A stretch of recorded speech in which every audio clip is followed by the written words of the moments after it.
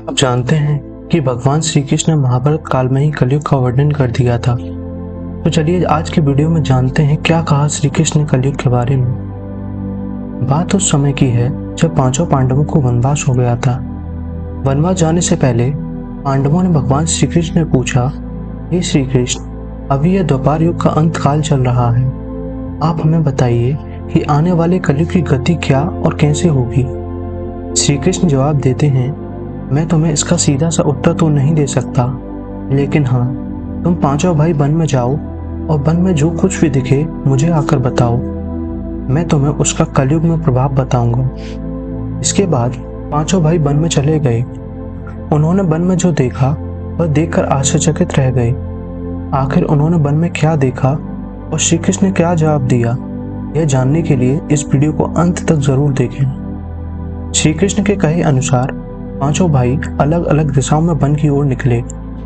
युधिष्ठिर भ्रमण पर थे। उन्होंने एक जगह पर देखा कि एक हाथी के 2 सूंड थीं। यह देखकर युधिष्ठिर के आश्चर्य का ठिकाना नहीं रहा। अर्जुन दूसरी दिशा में भ्रमण कर रहे थे। कुछ दूर जंगल में जाने पर उन्होंने जो देखा उसे देखकर वह भी आश्चर्यचकित रह गए। वहां पर देखा कि कोई पक्षी है जिसके पंखों के ऊपर वेदों की रचनाएं की हुई हैं और वह पक्षी मुर्दे का मांस खा रहा है। यह दृश्य देख अर्जुन को कुछ समझ नहीं आया। दोनों भाइयों की तरह भीम भी भ्रमण पर थे। उन्होंने जो देखा वह भी आश्चर्यचकित रह गए। उन्होंने देखा कि गाय ने एक बछड़े को जन्म दिया, लेकिन जन्म के बाद गाय बछड़े को इतना चाट रही थी कि उसका बछड़ा लहूलुहान हो गया। सहदेव भी भ्रमण पर थे, तो उन्होंने चौथा आश्चर्य देखा। उन्होंने देखा कि 6-7 कुएं हैं जिसमें पानी है। बीच का एक कुआं खाली है।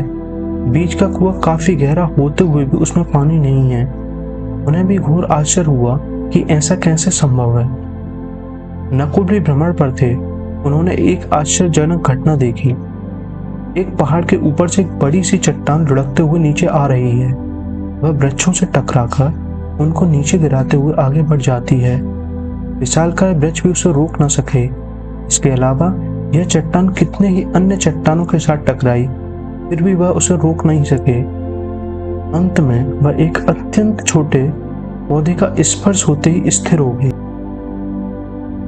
इसके बाद पांचों भाई एकत्रित हुए और शाम को भगवान श्री कृष्ण को अपने अनुभव सुनाए।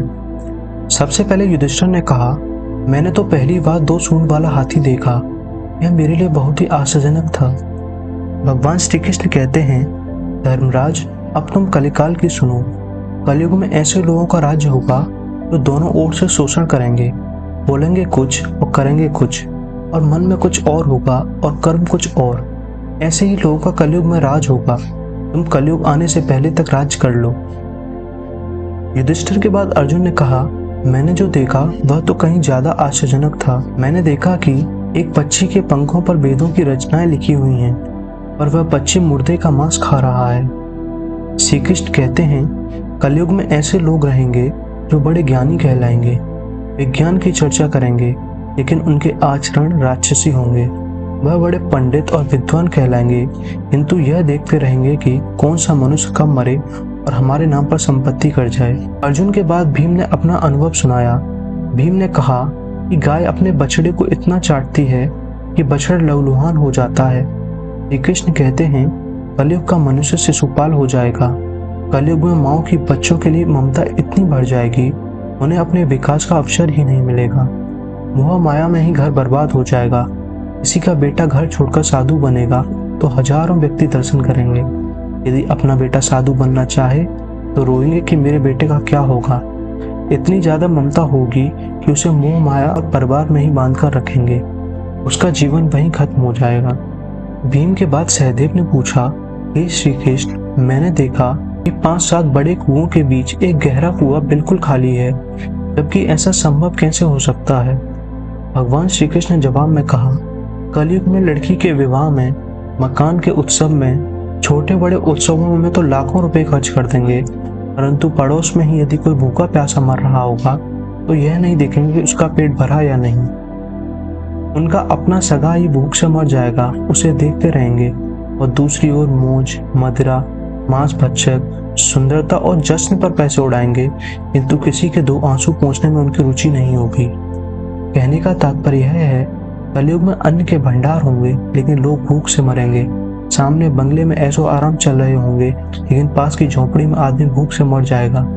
एक ही जगह पर असमानता अपने चरम पर होगी। सहदेव के बाद नकुल ने श्री कृष्ण को बताया कि मैंने भी एक आश्चर्य देखा।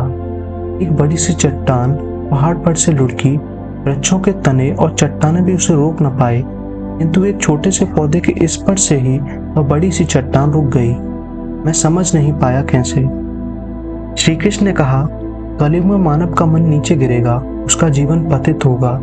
यह पतित जीवन धन की शिलाओं से नहीं रुकेगा, ना ही सत्ता के वृक्षों से रुकेगा, किंतु हरि नाम के एक छोटे से पौधे से, हरि कीर्तन से मनुष्य जीवन रूपी पौधे का पतन होना रुक जाएगा।